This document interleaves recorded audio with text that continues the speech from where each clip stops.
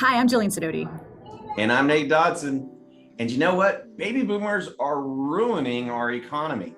And this is why. Oh, neat. I But know it. grandpa's a baby boomer. Actually, no, our parents are baby boomers. Grandpa and grandma are They're that silent generation. The ones yeah, that don't great. complain are the greatest generation. I don't really know. I don't know, one over the other. But baby boomers, they're our parents. They're You know what? But I don't think there are parents, but they've been in control of our entire economy for so long, and they're not letting go of the reins at all. And it's creating just bubble after bubble, problem after problem. And well, and that is why. So let me try to understand this. What have baby boomers done specifically to cause all these bubbles, all these problems? And what are the problems? You know what I believe is, in the past we were taught something about save your money, get a great job, invest well, it will continue to grow. And the baby boomers, really, they're the ones that created that train of thinking, and they've done exactly that. But Right. it's unfortunately, as assets continue to grow, the wages haven't kept up with them. So more and more, that level of investing, the pricing of a home right now, I got to say, I think we're in a little bit of a real estate bubble. As the pricing goes up, it's now out of reach for literally a massive proportion. Okay, this video is horrible. You are looking blurry, completely blurry. I don't know if there's any better way to do it. So like what could they have done differently? Like we're looking at the generation that, went to Woodstock and then Do you turned think around. they're that same generation though? Because they flip-flopped. It became about the community and peace, love, and all that.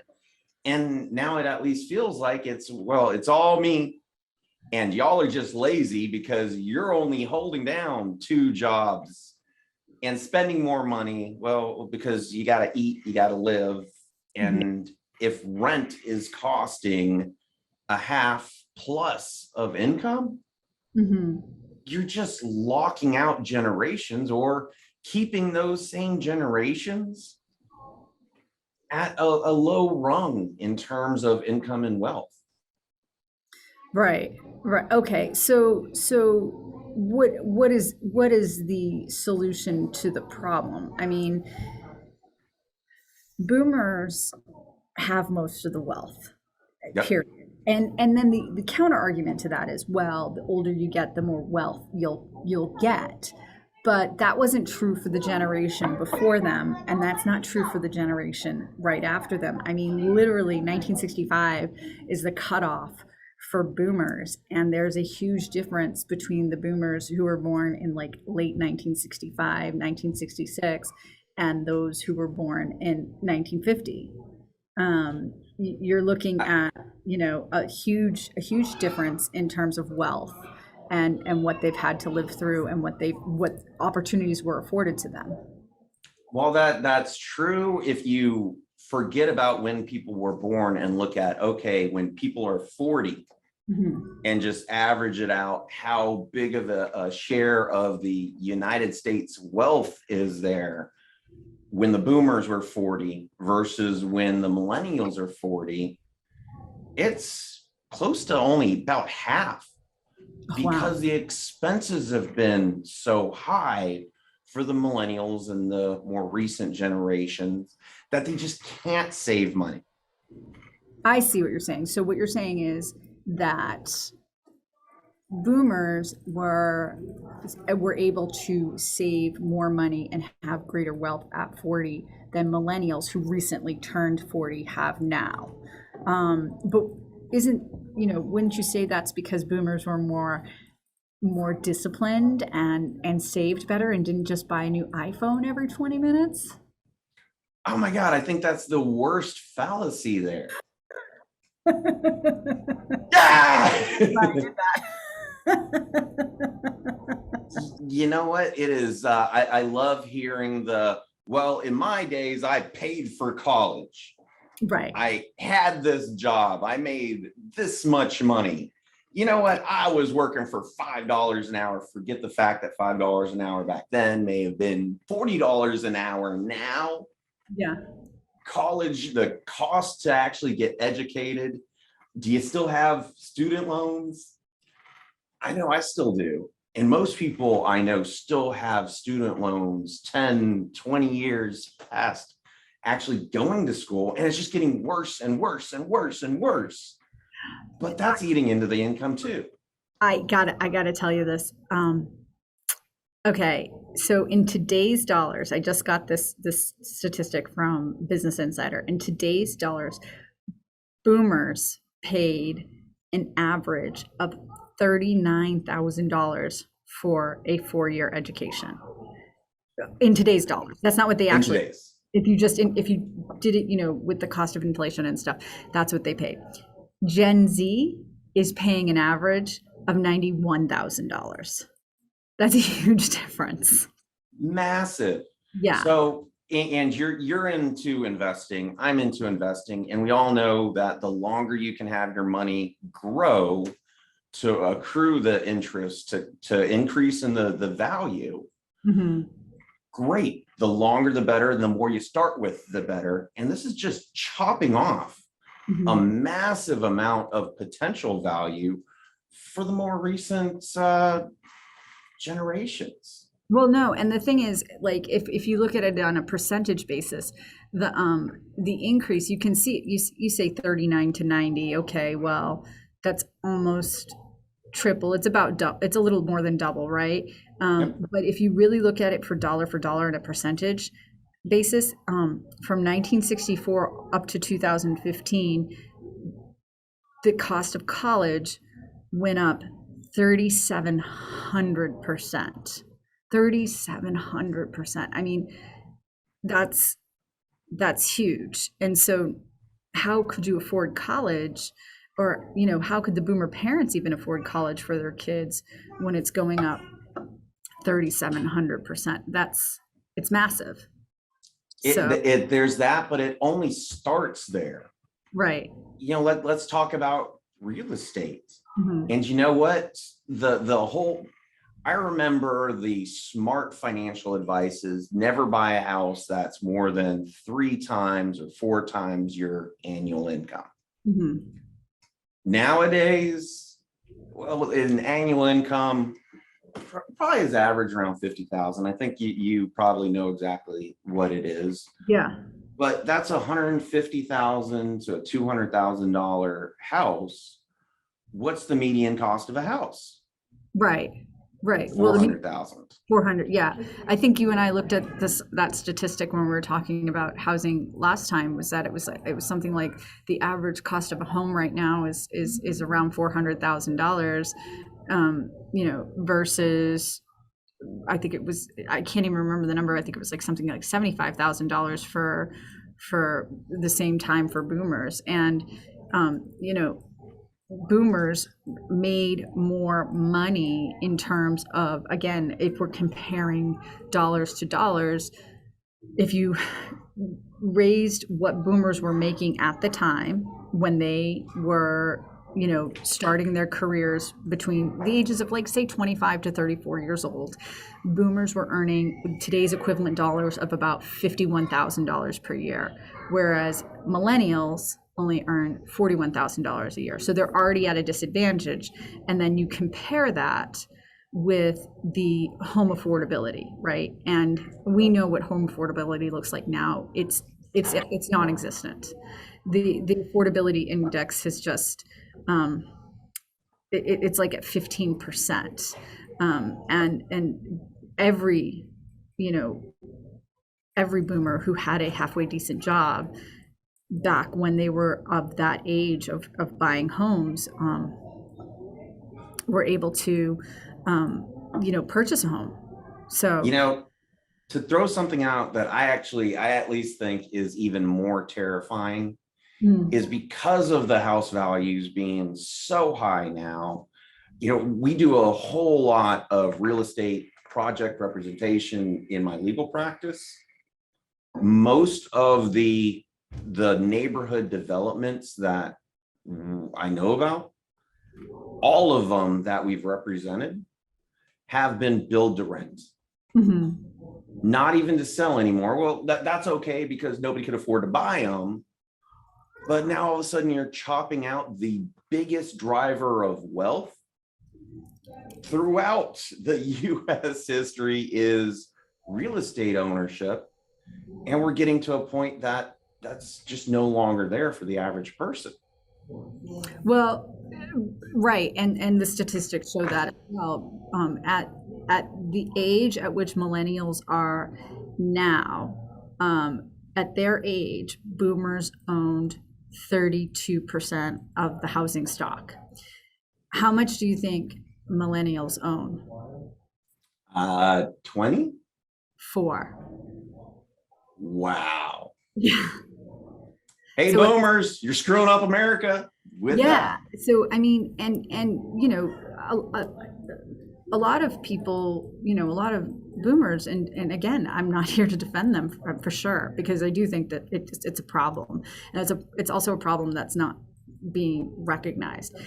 The problem is that the answer to that, or the defense to that, was, well, I was just tending my own garden, I was just looking out for my family. Right. And that's still the case. They're just looking out for their own family and their own interests. Yeah. So they'll say, but I didn't do this. Well, no, but you didn't do anything to stop it either. You didn't do anything to stop, in the environmental woes that we're now having to, with, and we could get into anything, right? We didn't have one-time only use plastics, when boomers were growing up, and now we're inundated with them. We didn't have the level of pollution and environmental concerns that we have now. And they half of America can't even see the Milky Way because of light pollution. Right. So these are all great. I'm not one to stop innovation, but we've done it to the point. And the people who were in control were baby boomers. So you have to take some generational responsibility for this. You have to take some individual responsibility for this, because you didn't do anything about it. Boomers were part of all of this civil rights, activism back in the 50s and 60s, particularly in the 60s, right? Because that's when they really came of age, right? Yep. Late teen. In early 70s, and yet we still have a problem with racism in this country. It's like, you didn't fix anything, guys. I think a lot of those same, like, peace, love, fight the war, fight the man, now they are the man. Now it's about, well, my rights as an individual out trumps the populace. Nobody's caring about society. Nobody's caring about looking at the generations. I say nobody. I think the younger generations are realizing that there's a problem there. But still, baby boomers are in control of Congress, control of the governments, control of the media, that really kind of, they inundate you with, here's the message. And it's terrifying, if you ask me. So how can we fix this? I have a couple of different ways that I think we can fix it. I'll give you my 3 ways, Nate, and then maybe you can give me yours. The first thing I think we have to do is we have to course correct. We can't make the same mistakes, right? So number 1 is to not tolerate injustice or unfairness, and to do our part, as little as that may be. You guys all have to tend your own garden. Nate and I have to tend our own gardens. Human nature is to be somewhat self-centered, and that's not necessarily a wrong thing. It's just, how self-centered are you, right? So when you see injustice or you see something that's unfair, do something and say something and extend it beyond thoughts and prayers, right? Extend it beyond thoughts and prayers. I love it. Activate yourself for something. Volunteer. For me, I volunteer at a food pantry. I work on anti-human trafficking initiatives, things like that. Find your thing and work on it, whatever it is, and then work to make that little piece of the world a little better.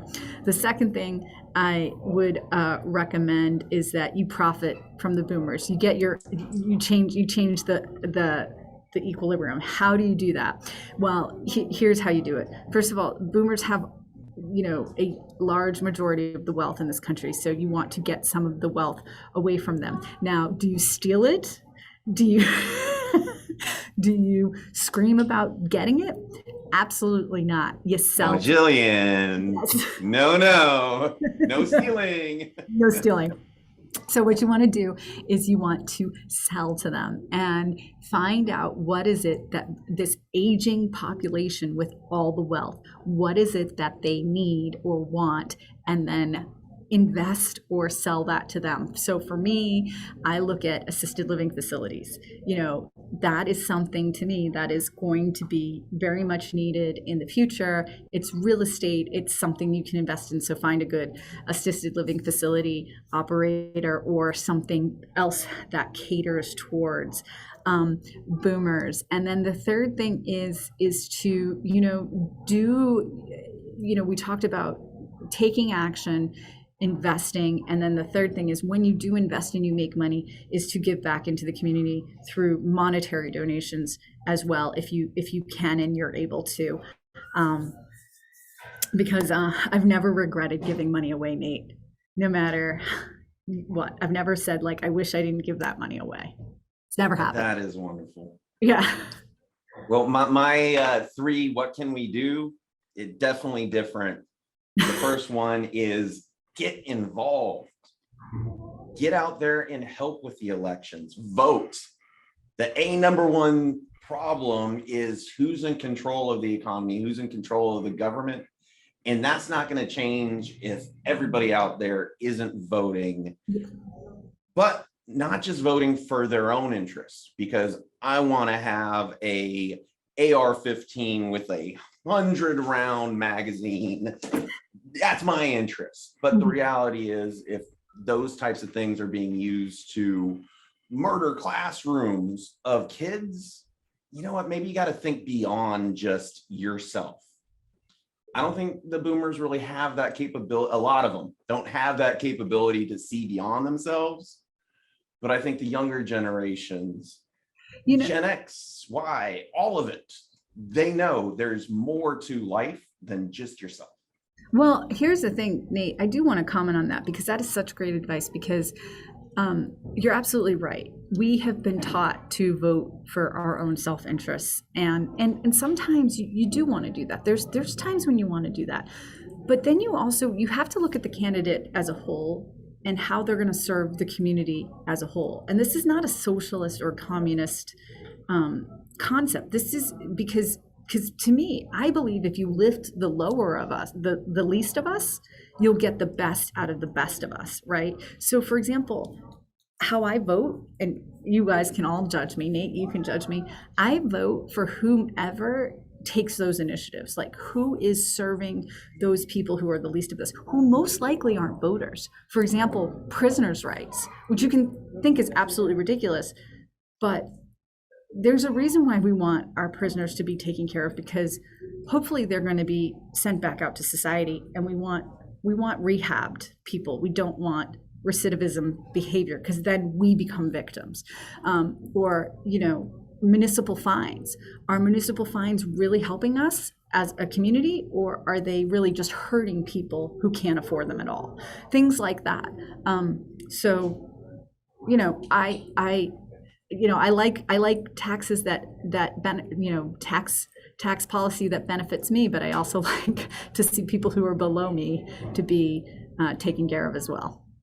Well, you're on a great topic there, but There's actually been economic study after economic study that if you help out the poorest, they're spending every dollar that they receive back into the economy where it recycles and it grows. You give money to the richest, they can invest. Here we go. They invest into the stock market, into the hard assets, increasing the value. And not only does it not trickle down, failure completely of that economic concept, the trickle down effect. It doesn't trickle down, but even worse so, it's not getting to the bottom. No. But it's also inflating the value of the assets so that the people middle America can't invest either. Right. So it's really hitting everybody twice. Yeah. Yeah.